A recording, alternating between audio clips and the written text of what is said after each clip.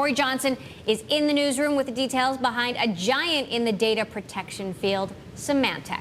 Cory? Yeah, well, the drill down is a segment, of course, where we look at the company news behind a stock on a move. And the stock on a move, certainly Symantec, up 23% in the last year. If you look at that one-year chart, you see a stock that's chugging along, going up. It's going up faster than the S&P 500, which is up 14% in the same time. That's a good thing. But if you go well back beyond a year, you see the history of this business. Once upon a time, Symantec was a consumer antivirus company, principally around the Norton security product. And that was the essence of this company. And prior management, the old CEO, as the chairman is going to be on with us shortly, structured the company around that consumer division, which was 52% of revenues back in 2005. Storage was another big part of the company. And went on an acquisition spree, acquiring lots of other companies. So if you look at the breakdown of the different divisions of Symantec today, it's a very different company. When you look at the company now, you see that storage is 37% of the company. That consumer part that was 52%, well, that's way down to 32%. But this is growth principally through acquisitions. And when you look at the acquisitions the company has done, they have been big. They have been large in terms of helping the company grow. But if you strip those out and just look at the organic growth of what's going on in the company, you don't see fantastic growth. But if you add on the acquisitions growth, all of a sudden it looks like the company is growing. What does this mean? It means that without acquisitions, the core business at Symantec is not growing as fast as it once did. And in a time when cybersecurity is so important to consumers and to the enterprise, it's an interesting time to look at Symantec's core business not growing as fast as it might without those acquisitions. It's a focus of analysts and investors, and surely a focus for the management of the company as well. Emily? And we'll talk more about those financials in a moment. Now let's talk about the rise of hacking and defensive strategies with John Thompson, CEO of Virtual Instruments and Symantec's chairman. John, welcome to Bloomberg West. It's certainly an exciting time in the world of cyber security. First of all, what kind of conversations is Symantec having with the U.S. government and other governments around the world to address this? Well, I think what's clear is that the cyber issue has become much, much more pervasive and much more in the news of late than it perhaps was 4 or 5 years ago. I think what's also true is that people are starting to come to the realization that these are things that you cannot stop. What you can do, however, is mitigate the impact or minimize the impact of these attacks on your particular environment. Brand damage, loss of critical assets, loss of IP, all of those are important issues, and therefore we're working with businesses and governments around the world to come up with not just technology solutions, but quite frankly, public policy solutions that will help. So are there more hack attacks actually happening, or are hackers getting better? What has changed? The answer is yes to both. Okay. There are clearly many, many more attacks. And these attacks are very much a part of a planned effort by either organized crime or, quite frankly, by nation states who have a motive that you and I can just about imagine what it might be. Not only are there more attacks, the attacks are becoming more sophisticated. And so rather than it being like in the old days of viruses where one virus spread through the world fairly rampantly, now the attacks are very specific, targeted at you or your company. And that sophistication requires a different level of technology and different techniques for not just stopping them, but making sure they don't spread. So after these attack happens, when you're reacting and doing damage control, give me an idea of what happens behind the scenes. How do the engineers spring into action? What actually happens?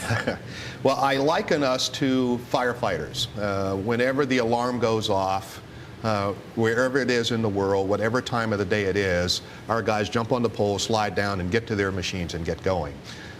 It's an important response infrastructure that must work 24/7, and therefore we have to have capabilities in all of the major markets around the world. So we have research and development labs in major markets so that we can respond to these threats immediately and deliver a solution that helps a customer ward off the problem at that moment in time. Okay, so Cory Johnson has been digging into the financials, as you've heard. Cory, I believe you have a question to ask about margins. Well, yeah, John, I want to talk to you a little bit about, because you guys have done a lot of acquisitions at the company during your tenure as CEO, and some have continued as you've been chairman. And I wonder, during that time frame, if we can pull up a chart of the operating margins for the company, you would expect that as those get folded into the rest of the company, you'd see margins go up. But operating margins have been sliding down. I wonder why that is and what you can do to turn that around. Well, that would actually be a better question for Enrique than me, but let me give you my point of view. You can blame him if you want. I like that. No, I wouldn't dare blame him. I think he's doing a wonderful job. Oftentimes when we buy small early-stage companies, which most of the transactions that we do are, they bring in much, much lower margins than the core business of Symantec itself. Furthermore, if you look at what's happened to the margin profile of the company over, I'd say, the last 5 or 6 years, much of the change has been in the consumer business, where the margin squeeze there has been much, much more profound than anywhere else. And so you put the combination of squeeze on margins in the consumer business, coupled with acquisitions that bring lower operating returns when you fold them in, you end up with a company whose margins do come under some stress. I think the real focus that Enrique Salem, our CEO, has is growth. How do we get growth going in our company again? And if you get growth at the right level, you certainly will see the margins expand over time. But let me push back on that a little bit. I mean, Veritas you brought in doing Sure. $2 billion in revenues, 30% operating margins. That you would think that would help pick up the margins a little bit. It hasn't happened. Well, actually, when we did Veritas, Symantec had $2.5 billion in revenues and 37-point operating margins. So it was a very different profile for both companies. And so you can't just look at Veritas in isolation without looking at it in comparison to the core Symantec. So you're also the CEO of another company, Virtual Instruments. Great, I'd love to talk about that one. Tell me about Virtual Instruments and how this kind of marries your interests in security and the cloud. Well, I believe that as history has played itself out, about every 7 to 10 years, there's some phenomenal change in our industry. And we're facing one of those right now as we virtualize the infrastructure. And just as when we web-enable the infrastructure, security became a problem, and it created an enormous company in Symantec and a few others, we think that performance management and monitoring will become an equally important issue in a virtualized world, hence Virtual Instruments. We provide real-time monitoring tools for managing the virtual infrastructure, from virtual server through the storage switch fabric to the actual storage arrays themselves.